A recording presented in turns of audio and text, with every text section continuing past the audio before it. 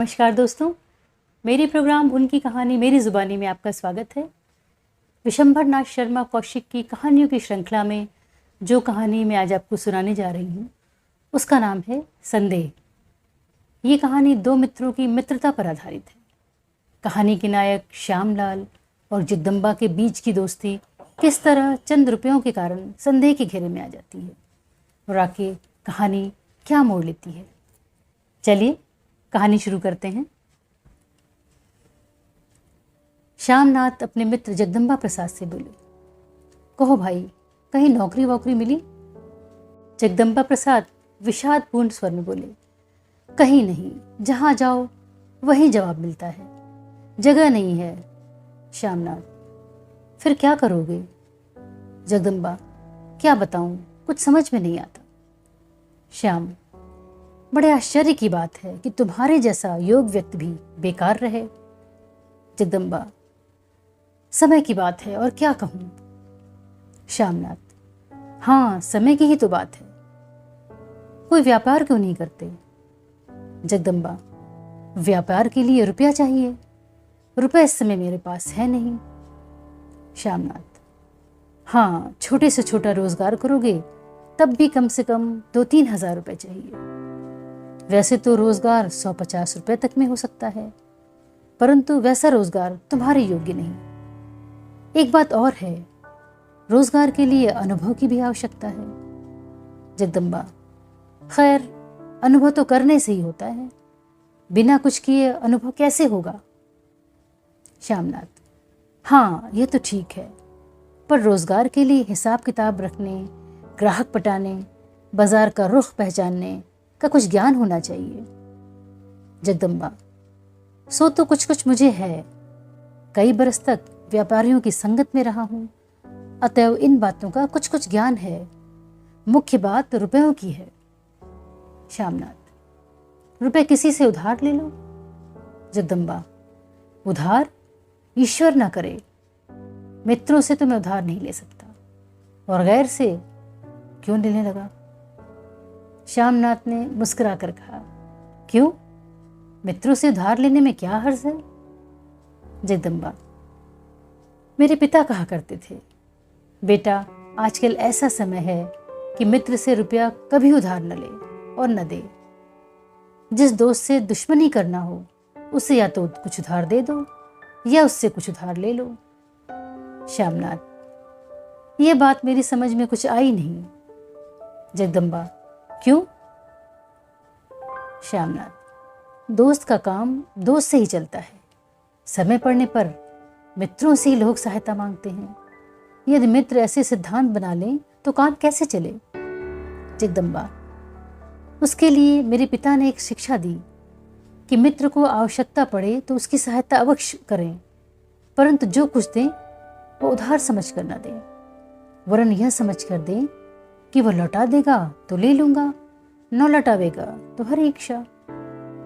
श्यामनाथ, यदि मित्र ना लौटा सके तो? जगदम्बा, तो हृदय में कुछ मैल भी न लावे। जब उधार समझकर दिया ही ना जाएगा तो न लौटाने पर हृदय में कोई मैल आ ही नहीं सकता। श्यामनाथ, यह बात कुछ जचती नहीं। मान लो कोई मित्र मुसीबत में फंसा है और उसको इतने रुपयों की आवश्यकता है कि उतने रुपए आप इस बात पर निर्भर होकर नहीं दे सकते कि चाहे लौटावे या न लौटावे, तब? जगदम्बा, ऐसी दशा में यदि आप उससे मित्रता रखना चाहते हैं तो सहायता ना करना ही अच्छा। मेरा तात्पर्य यह है कि ऋण देने का विचार छोड़कर जितना दे सकते हो उतना देकर हाथ जोड़ दीजिए कि इससे अधिक सहायता मैं नहीं कर सकता। श्यामनाथ, इससे तो कोई लाभ न होगा, मित्र का कष्ट भी दूर न होगा और साथ ही वह भी बुरा मान जाएगा कि ऐसे कठिन समय पर सहायता नहीं की। जगदम्बा, अच्छा, थोड़ी देर के लिए मान लिया जाए कि उसकी सहायता करना आवश्यक है और सहायता कर दी। अब यदि मित्र वे रुपये न लौटा सका तो आप क्या करोगे? श्यामनाथ, लौटावेगा कैसे नहीं, जब ऋण लेगा तो अवश्य लौटावेगा। जगदम्बा, यह आप निश्चयपूर्वक नहीं कह सकते। मान लीजिए उसकी नीयत बिगड़ गई, अथवा उसकी आर्थिक अवस्था ऐसी ना हुई कि वो आपके रुपए लौटा सके, तब? श्यामनाथ कुछ सोचते हुए बोले, ऐसा अवसर नहीं आ सकता। जगदम्बा, यह तो आप बच्चों की सी बातें करते हैं। यह कल्पना कर लेना कि वह अवश्य लौटा देगा। श्यामनाथ बाट काट कर बोले, अच्छा मान लिया वो नहीं लौटाता अथवा लौटा नहीं सकता। ऐसी स्थिति में मैं ये देखूंगा कि वह रुपए अदा करने की क्षमता रखता है, और नहीं अदा करता तब तो मैं अदालत द्वारा वसूल करूंगा, और यदि वह क्षमता नहीं रखता तो चुप होकर बैठ जाऊंगा। जगदम्बा, लौटाने की क्षमता नहीं रखता, इसका अर्थ यह हुआ कि पास है ही नहीं। ऐसे व्यक्ति से आप अदालत द्वारा भी कुछ वसूल नहीं कर सकते। यदि ऐसी दशा में आप चुप होकर बैठते हैं तब तो कोई बात नहीं, इसके अतिरिक्त आप कुछ कर ही नहीं सकते। मित्रता की बात तो तब है जब यदि मित्र क्षमता रखते हुए बिना लौटावे, तो उस समय भी आप अदालत की शरण न लें और हृदय में भी उसके प्रति कोई बुरे भाव न लावें। श्यामनाथ, ऐसा तो नहीं हो सकता। जो अदा कर सकता है और फिर भी अदा नहीं करता, वह बेईमान है। ऐसे से मित्रता रखना ही व्यर्थ है। जगदम्बा, इसलिए यह अधिक कक्षा है कि आप केवल इतना ही दें जितना सहन कर सकते हैं। यदि व्यक्ति ईमानदार है और साथ ही उसकी हैसियत भी ऐसी है कि वह जितना ऋण लेगा उतना लौटा देगा, उसके संबंध में तो कुछ कहना ही नहीं, उसे आप आंखें बंद करके दे सकते हैं। परंतु जहां यह न निश्चय हो कि उसकी हैसियत देने योग्य है या नहीं, अथवा वह यदि दे सकने योग्य होगा तो अवश्य दे देगा, वहां तो यही करना चाहिए कि जो कुछ दें वो यह समझ कर दें कि अब वापस नहीं मिलेगा। ऐसा करने से मित्रता सदैव निभी चली जाएगी। ऐसे को यदि ऋण समझ कर दिया जाएगा तो उससे मनोमालिन्य होने की संभावना रहेगी। हाँ, जहां मनोमालिन्य उत्पन्न होने न होने की चिंता नहीं, वहां ऋण के रूप में भी दिया जा सकता है। श्यामनाथ, यह बात कुछ मेरी समझ में नहीं आती। जगदम्बा, नहीं समझ में आती तो जाने दीजिए। मैं तो केवल यह कहता हूं कि ऐसे मित्रों को जिनकी मित्रता की आप कुछ कदर करते हैं, जिनसे आप मित्रता तोड़ना पसंद नहीं करते, आप जो कुछ दें, जो उनकी ये सहायता करें, वह ऋण के रूप में ना करें। यदि आप ऐसा करेंगे तो बहुत संभव है कि ऐसी स्थिति आ पड़े कि आप में और उनमें शत्रुता हो जाए। बस कुल इतनी सी बात है। श्यामनाथ, हाँ, ऐसा हो सकता है, परंतु प्रत्येक दशा में यह बात लागू नहीं होती। जगदम्बा, हाँ, यह तो मैं पहले ही कह चुका हूं, मेरा तो यही सिद्धांत है। श्यामनाथ, खैर, अब बताओ क्या करने का विचार है? जगदम्बा, जो स्थिति है वह तो मैं तुम्हें बता चुका हूं। श्यामनाथ, अच्छा, आज मैं तुम्हारी जीविका के बारे में सोचूंगा। जगदम्बा, क्या सोचोगे? श्यामनाथ, यह मैं अभी नहीं बता सकता, सोच लूंगा तब बताऊंगा। जगदम्बा, अच्छी बात है। श्यामलाल एक धनाढ्य आदमी है, कुछ जमींदारी है, साथ ही लेन देन भी करते हैं। इसी से उन्हें 300-400 मासिक की आय हो जाती है। यही उनकी जीविका है। रात को उन्होंने अपनी पत्नी से कहा, आजकल जगदम्बा प्रसाद बड़े कष्ट में है, कहीं नौकरी ही नहीं मिलती। पत्नी, तो फिर? श्यामनाथ, फिर क्या, मेरी इच्छा है कि उनकी कुछ सहायता की जाए। पत्नी, क्या सहायता करोगे? श्यामनाथ, यही तो सोचना है। पत्नी, इसमें सोचने की सी कौन बात है, जो कुछ 10-20 रुपए देने हो दे दो। श्यामनाथ, 10-20 में उसका क्या भला होगा? 10-20 ही देना होता तो तुमसे सलाह लेने की क्या आवश्यकता थी? पत्नी, तो फिर कितना देने की इच्छा है? श्यामनाथ, मैं चाहता हूं 1000-2000 रुपए लगाकर उन्हें कोई व्यापार करा दूं। पत्नी, 1000-2000? श्यामनाथ, और क्या? पत्नी, यूं ही दे दोगे या उधार? श्यामनाथ, उधार के रूप में दूंगा, धीरे धीरे अदा हो जाएंगे। पत्नी, जो अदा ना हुए। श्यामनाथ, अदा क्यों ना होंगे? पत्नी, जो घाटा आ गया तो फिर कैसे अदा होंगे? श्यामनाथ, नहीं, घाटा आने की कोई संभावना नहीं। आदमी बुद्धिमान है, परिश्रमी है। पत्नी, यदि तुम्हें विश्वास है तो दे दो। श्यामनाथ, हाँ, यही सोचकर तो तुमसे सलाह ली है। मेरा विचार यह भी है कि यदि दुकान में अच्छा लाभ हुआ तो मैं साझा कर लूँगा। पत्नी, अच्छी बात है। कौन सा रोजगार करने का विचार है? श्यामनाथ, यह अभी निश्चय नहीं किया।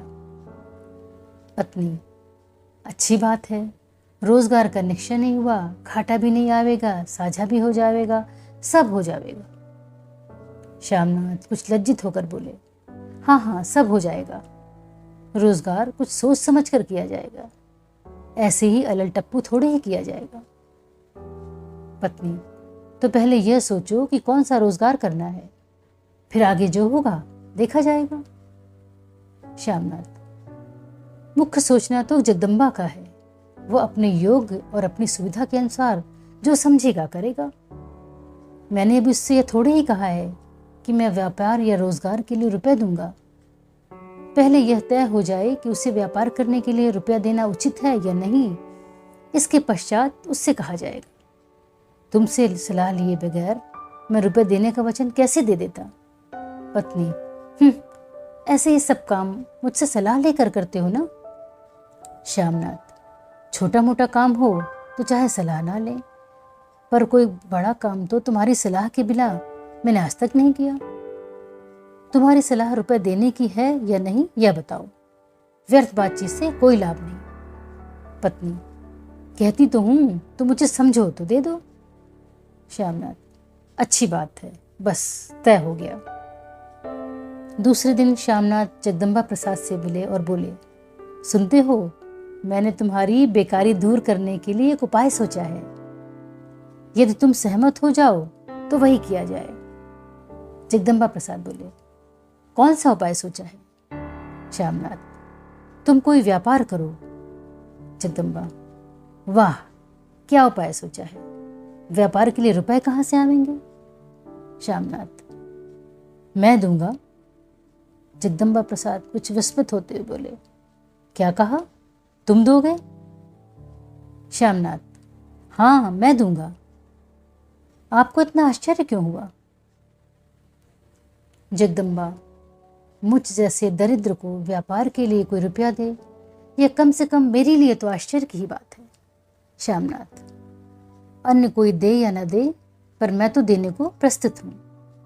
जगदम्बा, किस शर्त पर? श्यामनाथ, जिस शर्त पर तुम चाहो। जगदम्बा, ऋण तो मैं लूंगा नहीं। श्यामनाथ, ऋण स्वरूप ना सही, तुम्हारे पास हो तो दे देना, नहीं तो देखा जाएगा। जगदम्बा, हाँ, इस शर्त पर मैं ले सकता हूँ। कितने रुपए दे सकते हो? श्यामनाथ, 2000 तक, इससे अधिक नहीं दे सकता। जगदम्बा, 2000 में कौन सा व्यापार हो सकता है? श्यामनाथ, यह तो तुम ही सोचो। जो व्यापार अपने लिए उपयुक्त समझो वह करो। जगदम्बा, मैं तो होजरी ठीक समझता हूँ। 2000 रुपये में होजरी की दुकान हो सकती है। श्यामनाथ, हो सकती है तो बड़ी अच्छी बात है, इससे अधिक और क्या चाहिए? जगदम्बा, होजरी की दुकान की यहाँ आवश्यकता भी है। होजरी की बहुत कम दुकानें हैं। श्यामनाथ, हाँ, यह बात तो ठीक है। यदि यहाँ एक दुकान अच्छे ढंग से खोली जाए तो चल सकती है। जगदम्बा, अवश्य चल सकती है। श्यामनाथ, तो बस फिर राम का नाम लेकर श्री गणेश कर दो। जगदम्बा, पहले कहीं दुकान तो मिले। श्यामनाथ, दुकान तो मिल ही जाएगी। जब तक दुकान मिले तब तक माल वाल तो मंगवा लो। जगदम्बा, अच्छी बात है। क्या क्या और कितना कितना माल मंगाना होगा, पहले उसकी सूची बना ली जाए। श्यामनाथ, हाँ, और क्या? जगदम्बा, मेरे एक मित्र हैं, वो इस संबंध में अच्छा ज्ञान रखते हैं। आज उनसे मिलकर सूची तैयार करूंगा। श्यामनाथ, हाँ, सूची तैयार कर डालो और माल के लिए ऑर्डर दे दो। जगदम्बा: बहुत अच्छा, परंतु रुपया इसी शर्त पर देना कि जब मेरे पास होगा तब दूंगा।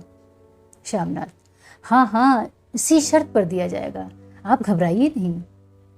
जगदम्बा: नहीं, जब आप इसके लिए तैयार हैं तो घबराने की कौन सी बात है। श्यामनाथ मुस्कुराकर बोले: बड़ी बात है, मैं तो समझा था शायद आप इस शर्त पर भी तैयार न होंगे। जगदम्बा: हाँ, यदि कोई और होता तो मैं कभी तैयार न होता, परंतु तुम्हारा मामला दूसरा है। श्यामनाथ: क्यों, मेरा मामला क्यों दूसरा है। जगदम्बा: तुम पर मुझे पूर्ण विश्वास है। श्यामनाथ: यदि मैं बेईमानी करूं तो। जगदम्बा: करोगे तो देखा जाएगा, यह भी अनुभव हो जाएगा। श्यामनाथ हंसकर बोले: परंतु यह अनुभव बड़ा कटु होगा। जगदम्बा: कोई चिंता नहीं, जो कुछ होगा सब सहन कर लिया जाएगा। श्यामनाथ: अब घबराइए नहीं, मैं केवल हंसी करता हूँ, मेरी ओर से कोई ऐसी बात ना होगी जिससे आपको किसी प्रकार का कष्ट पहुंचे। जगदम्बा: अभी तक तो मुझे ऐसी आशा है, आगे जो ईश्वर की इच्छा। जगदम्बा प्रसाद की होजरी की दुकान खुल गई। बाबू श्यामनाथ ने 3,000 रुपये जगदम्बा प्रसाद को दिए। जगदम्बा प्रसाद ने रुपए लेते समय श्यामनाथ से कहा, आप कहें तो मैं हुंडी अथवा रुक्का लिख दूं।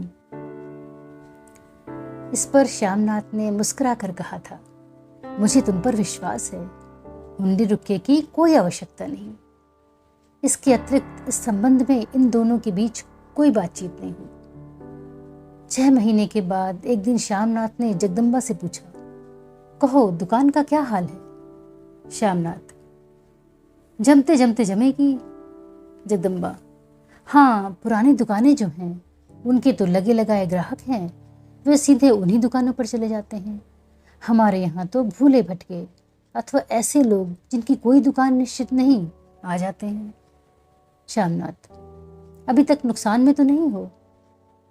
जगदम्बा: यह भी ठीक ठीक नहीं कहा जा सकता, वर्ष पूरा होने पर जब हिसाब किताब किया जाएगा तब पता चलेगा। काम तो लाभदायक है, केवल समय की आवश्यकता है। दुकान जमने में कम से कम 1 साल लगेगा।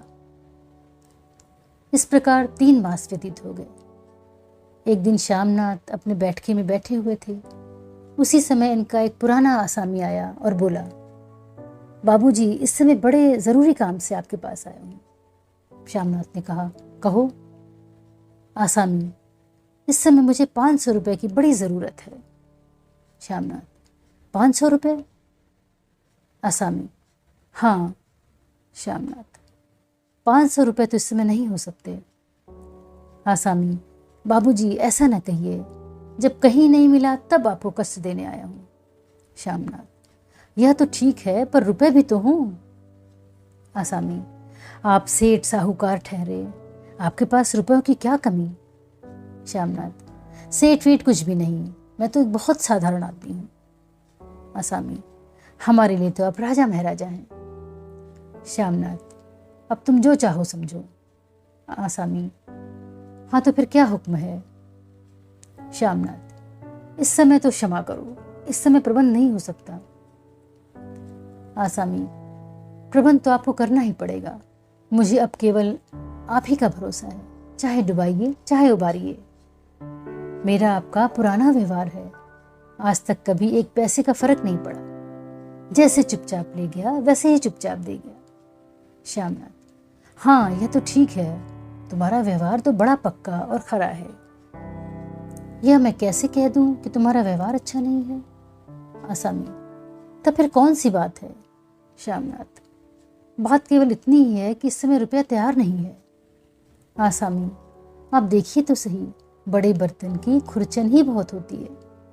श्यामनाथ हंसकर बोले, यह बहुत कही। आसामी: मैं तो सच्ची बात कहता हूँ। श्यामनाथ: सच्ची बच्ची कुछ नहीं, इस समय रुपया है ही नहीं। आसामी: आप देखिए तो घर में मालकिन से पूछिए, उनके पास होगा। श्यामनाथ: हाँ, उनके पास हो तो देखो, पूछता हूँ।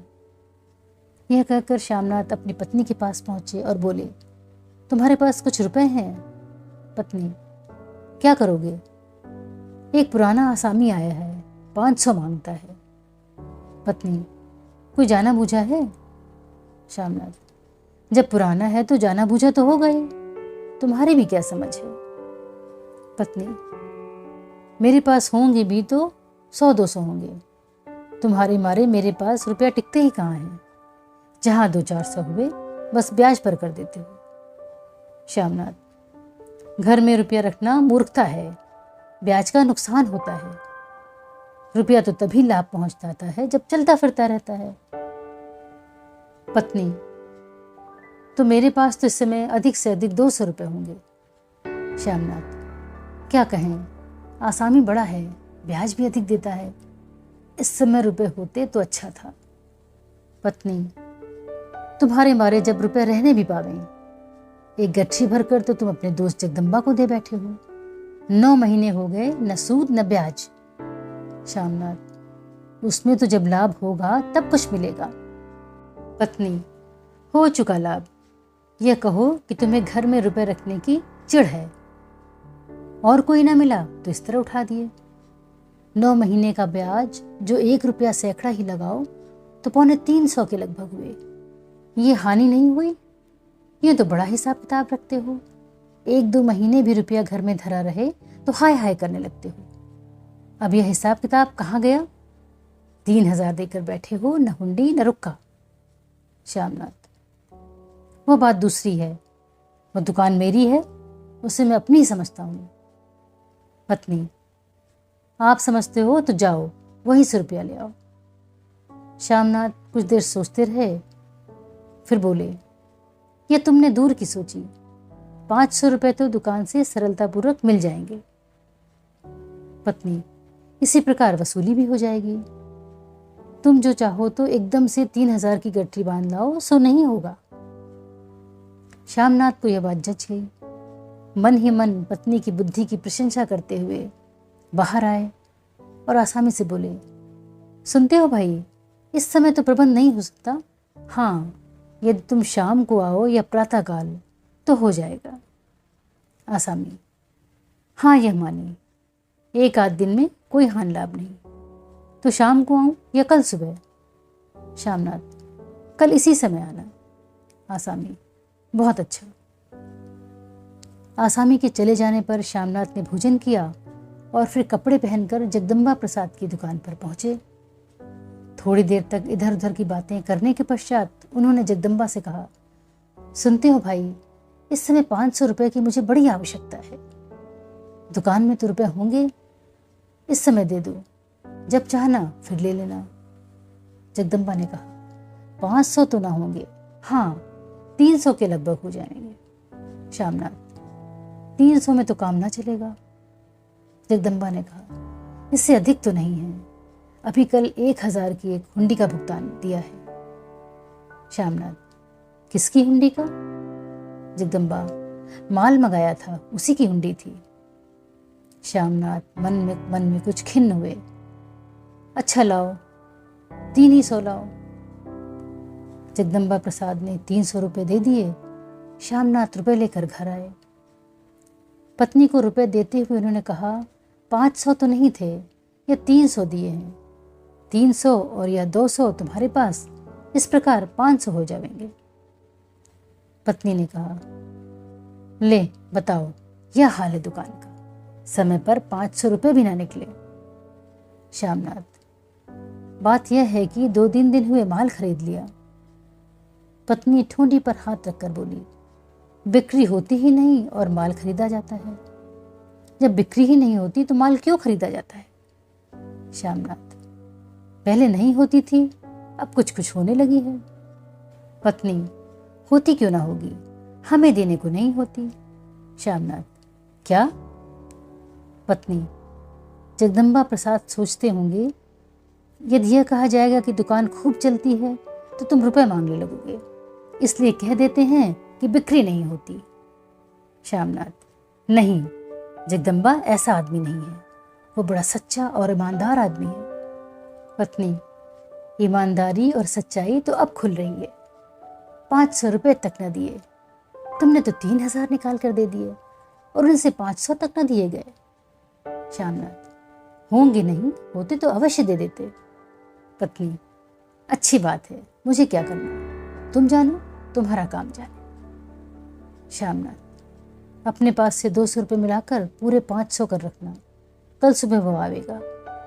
पत्नी, मेरे पास अटके छिटके के लिए 200 पड़े रहते हैं। घर गृहस्थी में न जाने कब क्या जरूरत पड़ जाती है, सो तुम्हारे मारे वह भी नहीं रहने पाते। अपने घर का निकाल कर दूसरों को दे दो और जब अपने को जरूरत पड़े तब इधर उधर मांगते घूमो। श्यामनाथ, तुम घबराओ नहीं, तुम्हारे 200 3-4 दिन में जगदम्बा से लेकर दे दूंगा। पत्नी, मैं एक बार फिर कहती हूँ कि रुपए धीरे धीरे निकाल लो, समय खराब है। 3,000 थोड़े थोड़े होते हैं। एक सप्ताह के पश्चात श्यामनाथ ने जगदम्बा प्रसाद से कहा, भाई 500 में से तो 200 अभी तुम्हारे ऊपर बाकी हैं, 1-2 दिन में दे दो, मैंने अपनी पत्नी से उधार लेकर दिए थे। जगदम्बा, अच्छा, दे दूंगा। श्यामनाथ, दे दूंगा नहीं, अवश्य दे देना। जगदम्बा, भाई साफ बात तो यह है कि दुकान से इस समय 1 पैसा निकालते भी अफसोस मालूम होता है। आवश्यकता तो इस बात की है कि इसमें अभी 1,000-2,000 और लगाए जाएं, तब उसमें अच्छा लाभ हो सकता है। श्यामनाथ, मेरे पास तो अब और है नहीं, मैं तो जितना दे सकता था उतना दे चुका। जगदम्बा, मैं ये नहीं कहता हूँ कि तुम और दो, परंतु इतना तो अवश्य करो कि उसमें से लेने की चेष्टा मत करो। श्यामनाथ, नहीं, ये इच्छा तो मेरी कदापि नहीं है, परंतु क्या करूं, इस समय ऐसी आवश्यकता ही आ पड़ी जो लेने पड़े। 2-3 दिन में जगदम्बा प्रसाद ने शेष 200 रुपये भी श्यामनाथ को दे दिए। 1 मास और व्यतीत हुआ। 1 महीने के पश्चात एक दिन श्यामनाथ पुनः जगदम्बा के पास पहुंचे और बोले, आज तुम्हें फिर कष्ट देने आया हूं। जगदम्बा, कहो। श्यामनाथ, 500 रुपये की आवश्यकता फिर आ पड़ी है। जगदम्बा, इस समय तो असंभव है। श्यामनाथ, बड़ी आवश्यकता है। जगदम्बा, कुछ भी हो, इस समय दुकान से 1 पैसा भी नहीं दिया जा सकता, जो कुछ बचेगा वह तुम लेते जाओ, फिर भला दुकान का फेर कैसे बंधेगा, और जब तक फेर नहीं बंधेगा तब तक दुकान में लाभ नहीं हो सकता। यह बात जगदम्बा ने शुद्ध हृदय से उसी भांति कही जिस भांति एक मित्र से अथवा एक साझीदार से कहता है, परंतु श्यामनाथ को जगदम्बा प्रसाद का यह उत्तर अत्यंत शुष्क और अप्रिय लगा। उन्होंने मन में सोचा, हमने तो 3,000 रुपये उठाकर दे दिए और यह 500 के लिए दुनिया भर की बातें करते हैं। प्रगट में कहा, अच्छी बात है, देखा जाएगा। यह कहकर श्यामनाथ उठकर चल दिए। जगदम्बा प्रसाद से प्रणाम तक नहीं किया। जगदम्बा प्रसाद ने इस बात को अच्छी तरह टाल लिया, वह केवल मुस्कुरा कर रह गए। श्यामनाथ घर आकर पत्नी से बोले, आज तो जगदम्बा ने साफ जवाब दे दिया। पत्नी, मैं तो पहले ही जानती थी, पर क्या करूं, तुम्हारे सामने मेरी चलने ही कहाँ पाती है, मुझे तो मूर्ख समझते हो। श्यामनाथ, तुम ठीक कहती थी, आजकल समय बड़ा बुरा हो गया है, किसी पर विश्वास नहीं करना चाहिए। पत्नी, अब बाकी के 2,500 कैसे वसूलोगे? श्यामनाथ, खैर रुपए तो वसूल ही हो जाएंगे। पत्नी, कैसे हो जाएंगे, तुम्हारे पास कुछ हुंडी रुक्का तो है ही नहीं। श्यामनाथ यह सुनकर चिंता में पड़ गए। उन्होंने मन में कहा, बात ठीक है, यदि जगदम्बा प्रसाद बेईमानी पर कमर बांध ले तो मेरे पास रुपए वसूलने का कोई उपाय नहीं। पत्नी, उस समय मारे मोहब्बत के प्रेम के हुंडी रुक्का भी नहीं लिखवाया। श्यामनाथ, खैर जो होना था वो हो गया, अब रुपए कैसे वसूलने होंगे? पत्नी, मैं क्या बताऊं? श्यामनाथ, किसका विश्वास करें? यह जगदम्बा वह व्यक्ति है जिसे मैं बड़ा सच्चा और ईमानदार समझता था, और वही सीधे मुंह बात नहीं करता। पत्नी, उन्होंने क्या कहा? श्यामनाथ, यह कि इस समय रुपए नहीं है। पत्नी, है नहीं। अपना खर्च कहाँ से चलाते हैं? दुकान में माल कहाँ से आता है? श्यामनाथ, यही तो मैं भी सोचता हूँ, ये सब बहानेबाजी है।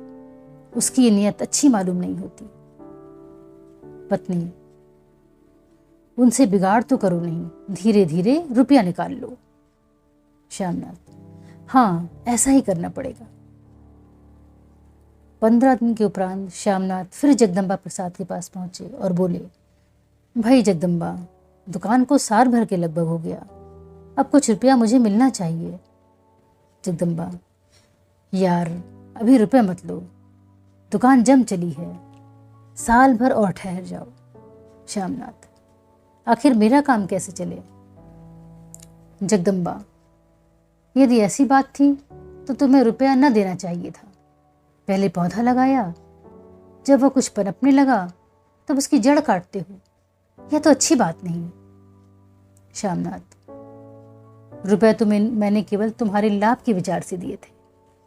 जगदम्बा, मानता हूं, परंतु जहां इतना किया वहां साल भर और ठहर जाओ। मैं स्वयं तुम्हारे रुपये धीरे धीरे निकाल दूंगा। यदि इच्छा हो तो साझा कर लेना, परंतु उस दशा में नफा नुकसान दोनों का साझी बनना पड़ेगा।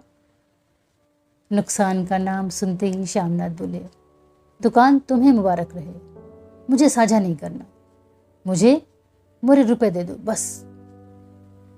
जगदम्बा, यदि यह बात है तो रुपए दे दूंगा। श्यामनाथ, कब दे दोगे? जगदम्बा, 500 दे ही चुका हूं, 2500 और रह गए, वह भी 2 बरस में दे दूंगा। श्यामनाथ, 2 बरस? जगदम्बा, और क्या, इससे पहले नहीं दे सकूंगा, उतनी तो पूंजी ही नहीं है। यदि वे दे दूंगा तो दुकान में रह क्या जाएगा। श्यामनाथ, मैं तो अब अधिक प्रतीक्षा नहीं कर सकता। आवश्यकता ना होती तो 2 बरस क्या, 4 बरस ठहर जाता, परंतु अब जब मुझे आवश्यकता है तब नहीं ठहर सकता। जगदम्बा, तो क्या तुम्हारी यह इच्छा है कि दुकान उठा दूं? श्यामनाथ, यह मैं क्यों कहूं? जगदम्बा, इस प्रकार रुपए मांगने का तो अर्थ यही होता है। श्यामनाथ, अब तुम 2 चाहो, अर्थ लगाओ। जगदम्बा, हाँ, काम तुम करो, अर्थ मैं लगाऊं, क्यों? जगदम्बा, तुम तो बात का बतंगड़ बनाते हो। जगदम्बा, भाई साफ बात तो यह है कि अभी तुम्हें रुपया नहीं मिलेगा।